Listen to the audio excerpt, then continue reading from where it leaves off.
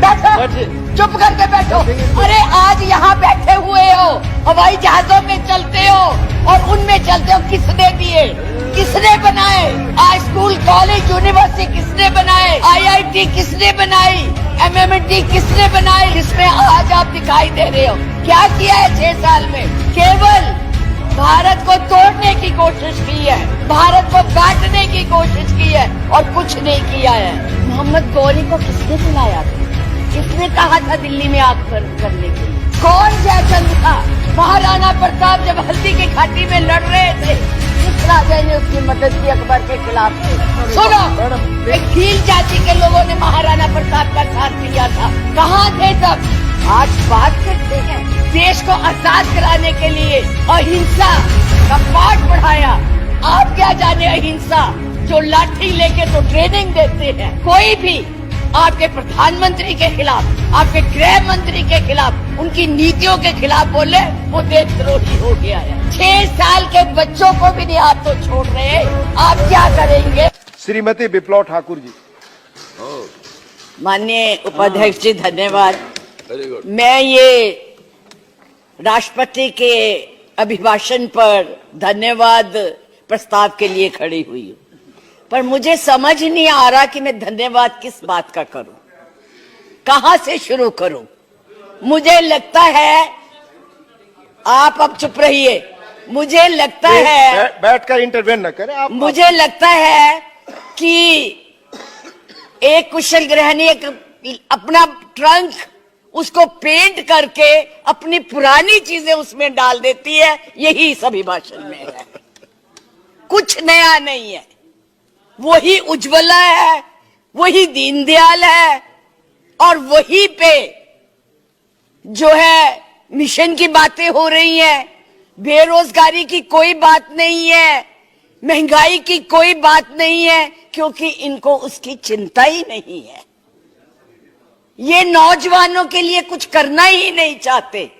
आज विद्यार्थी जो पूरे देश में झंडा लेके खड़े हैं, उनको अपने भविष्य का फिक्र है कि हम डिग्री तो ले लेंगे पर नौकरियां कहां से लाएंगे, क्योंकि इस अभिभाषण में उसका कोई जिक्र ही नहीं है।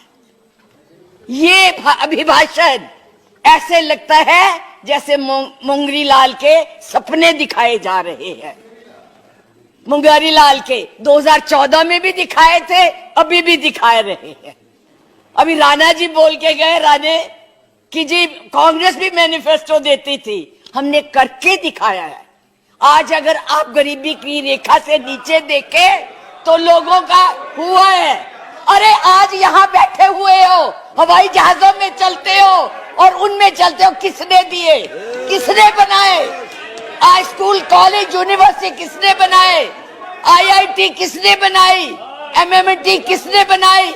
जिसमें आज आप दिखाई दे रहे हो। क्या किया है 6 साल में? केवल भारत को तोड़ने की कोशिश की है, भारत को बांटने की कोशिश की है और कुछ नहीं किया है। मास वही करो। आज आप लोग इस देश को इस तरह से बांटना चाहते हैं। कुछ नहीं है, ना महिलाओं के लिए है। आज पूरी महिलाएं जो है इस चिंता में है कि हमारा भविष्य ठीक है, हम सुरक्षित है, वहां उनको कुछ दिया नहीं जा रहा। और मैं ये कहना चाहूंगी कि मैं पूछना चाहती हूं, क्योंकि आप बहुत इतिहास के बखेर हुए हैं, मोहम्मद गौरी को किसने बुलाया था?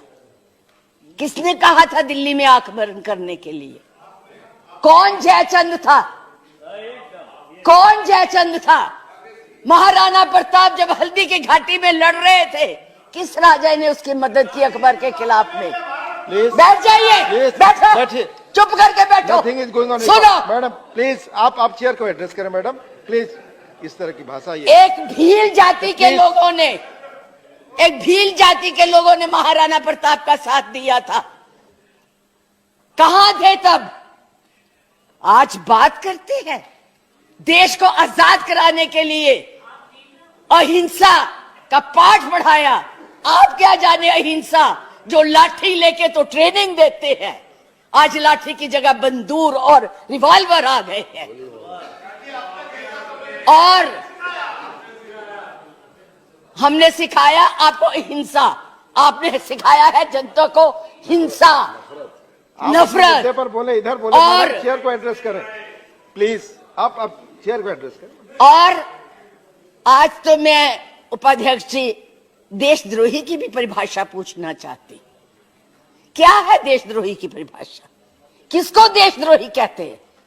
मुझे याद है जब कम्युनिस्ट पार्टी ने भारत की आजादी को नहीं माना था, 4 साल के लिए बैन कर दी थी, लेकिन उनको देशद्रोही नहीं कहा था नेहरू ने। सरकार ने देशद्रोही नहीं कहा था। पंडित नेहरू के खिलाफ लोकसभा में वाजपेयी जी बोलते थे, उनको देशद्रोही नहीं कहा था।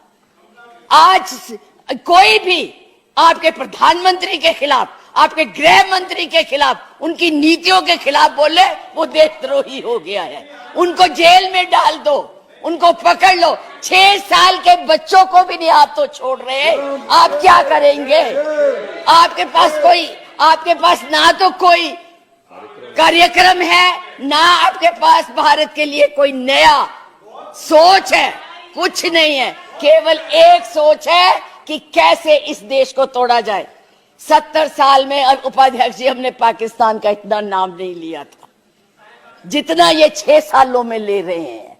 हमारी महानायिका ने पाकिस्तान के 2 हिस्से कर दिए थे, बांट दिया था, और ये आज पाकिस्तान के नाम से डरा रहे हैं। और वैसे कहते हम बहुत मजबूत है, हर बात के लिए पाकिस्तान, हर बात के लिए पाकिस्तान। क्यों भाई? क्या है वो? आपका कुछ लगता है?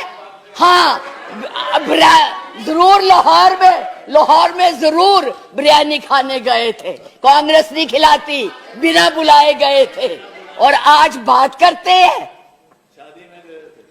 किसकी बात करते हैं? मैं ये कहना चाहूंगी कि इस भारत को मत तोड़िए।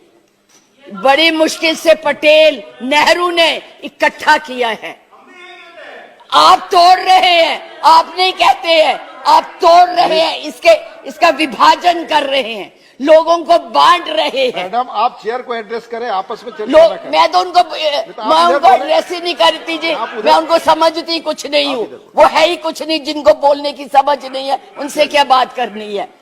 मैं तो ये कह रही हूँ कि इस देश को मत बांटिए, इस देश के टुकड़े मत कीजिए, नफरत मत फैलाइए।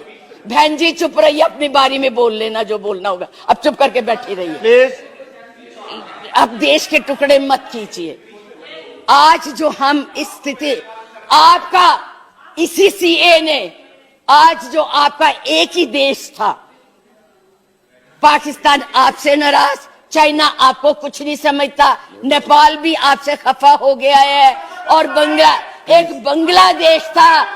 बांग्लादेश था जिसको भी आपने इस सीएए से नाराज कर दिया है। आज वो भी सोच रहे, उसके 4 मंत्रियों ने अपना प्रोग्राम कैंसिल किया, एक उसमें कि इस देश में ऐसी बातें हो रही है। इतना ज्यादा आप कहते हैं कि यूरोपियन यूनियन को हक नहीं है बोलने का, प्रस्ताव लाने का, तो उनके एमपी क्यों ले आए थे? उनको कश्मीर क्यों ले गए थे?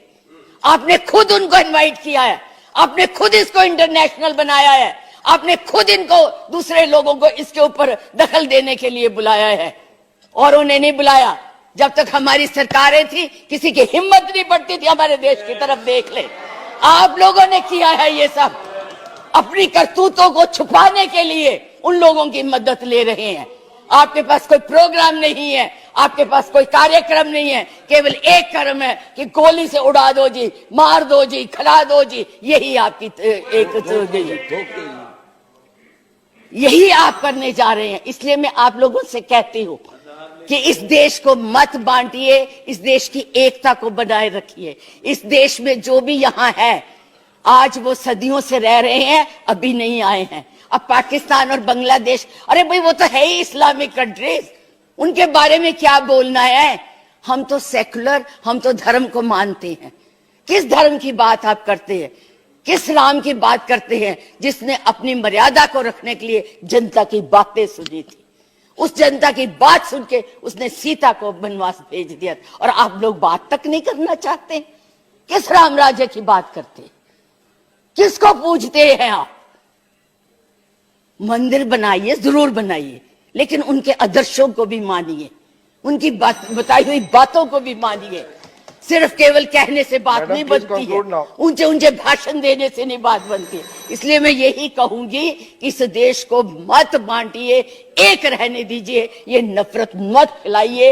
ये आपके लिए भी और हमारे लिए भी बहुत खतरनाक। धन्यवाद। बहुत बहुत धन्यवाद। लाइव टीवी, सच सबसे आगे।